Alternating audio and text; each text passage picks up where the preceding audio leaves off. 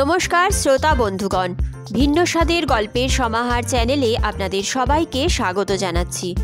আজ আমি লেখক শিবরাম চক্রবর্তীর লেখা একটি মজার গল্প নিয়ে চলে এসেছি। আজ যে গল্পটি আপনাদের সামনে পাঠ করে শোনাবো, গল্পটির নাম সিধের পথ সিধে নয়। গল্পটি শুনতে থাকুন, আশা করছি ভালো লাগবে।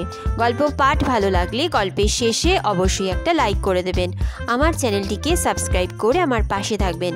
তো চলুন শুরু করা যাক আজকের গল্প, সিধের পথ সিধে নয়। চোর বাগানে থাকি, কিন্তু চোরে কামারে দেখা নেই। কামার? হ্যাঁ, কামার আমি ওয়েল কামার, কিন্তু আমার সাধুর অভ্যর্থনা উদ্যত রেখে এত করে স্বাগত করলেও একটা চোরের পাত্তা পাচ্ছি নে। না, ছিচকে চোর নয়, সিধেল চোর। শীত কেটে যারা চুরি করে তাদেরই একজনকে চাই আমার। কিন্তু এত চেষ্টা করেও সেদিন পাড়ায় চোর চোর সোর উঠতেই আশান্বিত হয়ে আমি বারান্দায় দাঁড়ালাম। একটা লোককে তাড়িয়ে নিয়ে আসছে ইতর ভদ্র পাড়ার সবাই। লোকটা আমার বসার দরজা খোলা পেয়ে ঘপ করে ঢুকে পড়ল। আমিও খপ করে গিয়ে তাকে জাপটে ধরেছি।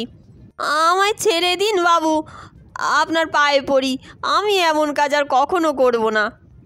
সে কথা পরে, এখন তুমি উপরে আমার ঘরে গিয়ে বসো গে। ওরা ধরতে পারলে তোমার আর রক্ষে থাকবে না, তুলোধনা করে ছাড়বে তোমায়। আমার বিবেচনায় মানুষের তুলো না করাই ভালো। মানুষের তুলনা হয় না, সবার উপরে মানুষ সত্য। এমনকি সে একটা চোর হলেও। সে উপরে উঠে যেতেই হামলাদাররা এসে পড়ল। কোথায় গেল চোরটা? পাঁচিল টপকে পালিয়েছে। আমি বললাম, ওই ওধার দিয়ে। ওধারে চলে গেল তারা, আমার বাসার পাঁচিল না টপকেই। না, আমি চোরের মার সইতে পারি না। মাঠটা অপরের উপর দিয়ে গেলেও সে দৃশ্য দাঁড়িয়ে দেখা যায় না। উপরে গিয়ে দেখি দাঁড়িয়ে ঠক ঠক করে কাঁপছে লোকটা। জিজ্ঞাসাবাদে জানা গেল সে সিধেল নয়, সামান্য একটা উটকো চোর।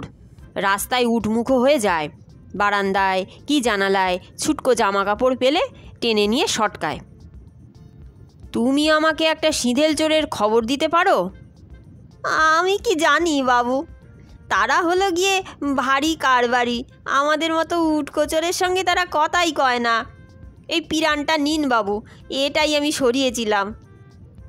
বগলের তলা থেকে একটা হিন্দুস্তানি শার্ট বার করে আমার হাতে সে তুলে দিল।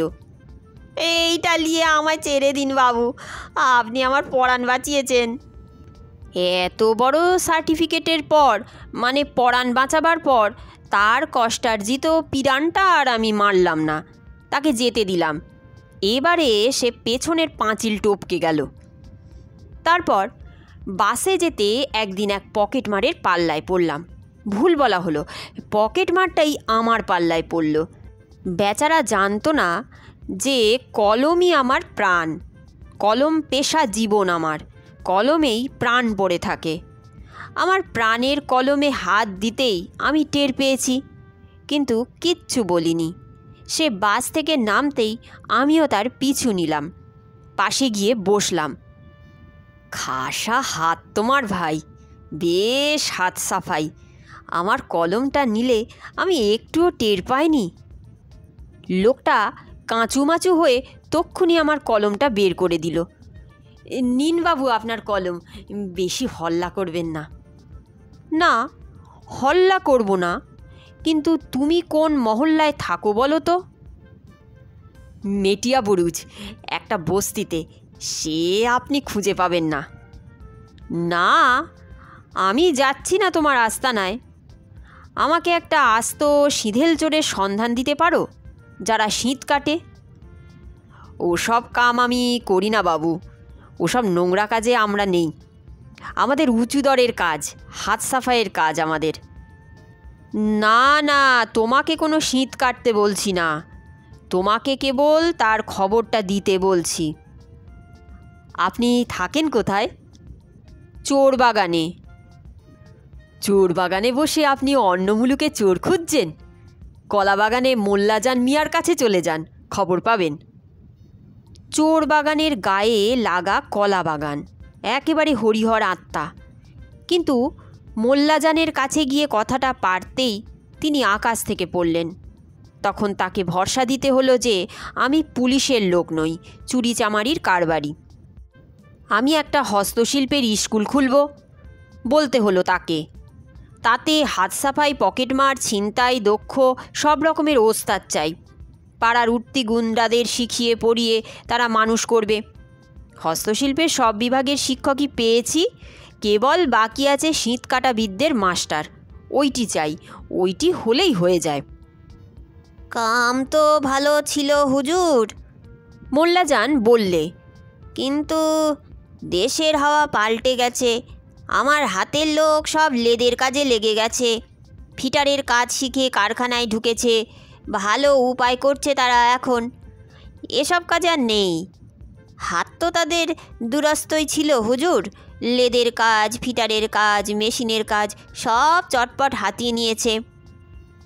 বুঝলাম শীতকাঠির লোকেরা এখন কলকাঠি নাড়ছে, কিন্তু আমার যে চাই যে আমার। মোল্লাজান আরও আমায় উপদেশ দিল, এসব কাম ছেড়ে দিন বাবু, ভালো পথে কামাই করুন। এসব কাজ ভালো নয়, বহুত হয়রানি। দেশে আজাদি এসে গেছে, এখন এসবের দরকার কি? মেহনতির ভালো পয়সা মিলে। লেদের কাজে দিন 5-6 টাকা, রিক্সা টানলেও 4 টাকা রোজ। আজাদি এসে গেছে কি না? তোমার মুন্ডু। খোদ নেতারা বলছেন রাজনৈতিক স্বাধীনতা এলেও এখনও আমাদের অর্থনৈতিক মুক্তি হয়নি। তুমি বাবু দেখছি তাদের উল্টো গাইছ। বিরক্ত হয়ে মোল্লাজানকে পরিত্যাগ করলাম। অবশেষে টিকাপাড়ায় ঠিকানা পেলাম একজনের। লোকটা গুণী, খুনি। প্রথমে তার কিস্বত টের পায়নি, একটু উচ্চ বাচ্চ করতেই পরিষ্কার হলো।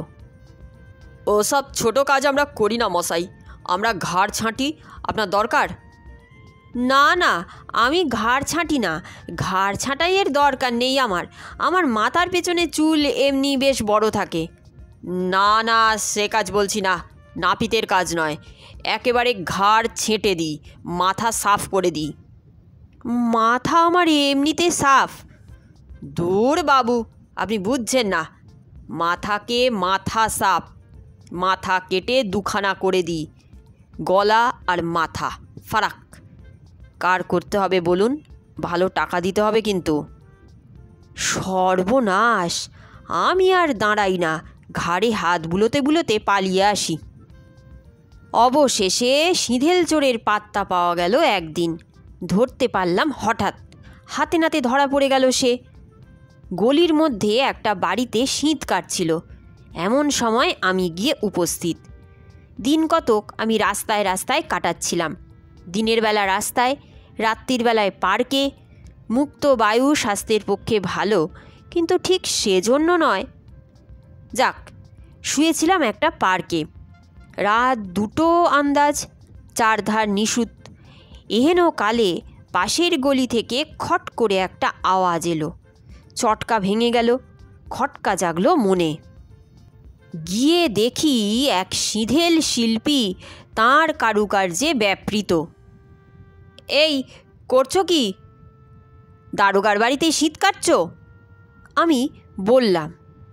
থানার কাছেই শীত কাটছিল লোকটা। বিশ্বাস করল। এখানে কেন? চলো, তোমাকে একটা ভালো বাড়ি দেখিয়ে দিচ্ছি, নিরাপদ এলাকায়, খালি বাড়ি, বাড়িতে কেউ থাকে না, সদর দরজায় তালা লাগানো। আপনাকে কত বকরা দিতে হবে বাবু? কিছু না, বরং আমি তোমায় উল্টে টাকা দেব, 10 টাকা। ও বুঝেছি, আমি শীত কেটে দিয়ে চলে আসব, তারপর আপনি সব সাফ করবেন। কিন্তু 10 টাকায় হবে না মশাই, পরের বাড়ি শীত কাটতে হবে। পরের বাড়ি কাটবে না তো কি তোমার নিজের বাড়িতে কাটবে নাকি? নিজের বাড়ি কেউ কখনো শীত কাটে? তা কাটে না ঠিক, তবে বহুত মেহনতের কাজ। 10 টাকায় হবে না বাবু, 20 টাকা লাগবে। তাই দেব না হয়, এখন চলো তো। শীত কাঠিটা লুকিয়ে লোকটা চলল আমার সঙ্গে। দেখালাম বাড়িটা, ছোটোখাটো বাড়ি, সদরে তালা লাগানো। পেছন দিকের পাঁচিল ঘেঁষে একটা বস্তির মতন। পুরনো শিশি বোতল ধোলাই করে বিক্রি করার কারখানা, আপডাল করা জায়গাটা।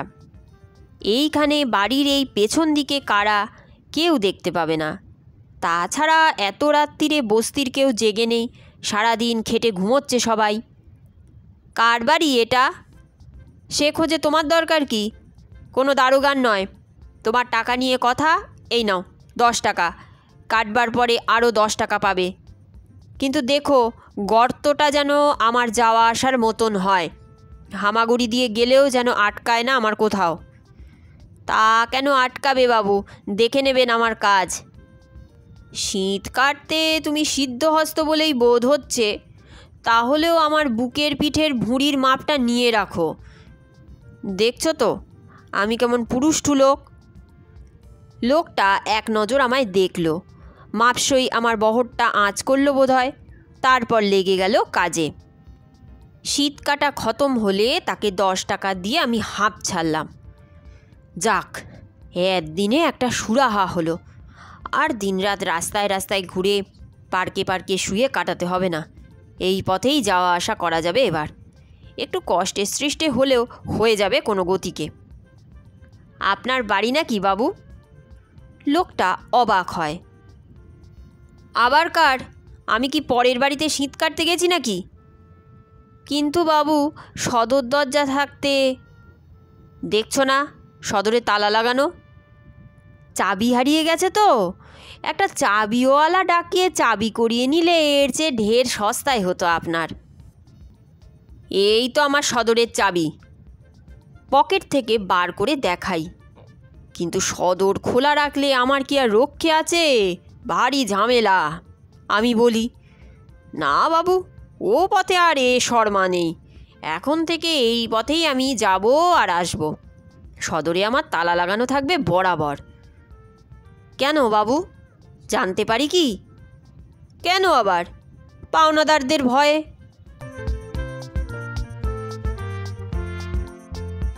আজকের মতন এই গল্পখানির পাঠ এখানেই শেষ হচ্ছে।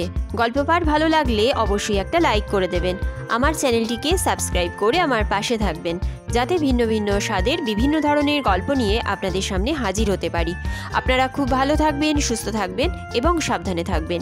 নতুন একটি দিনে নতুন একটি গল্প নিয়ে আপনাদের সামনে আমি আবার হাজির হব।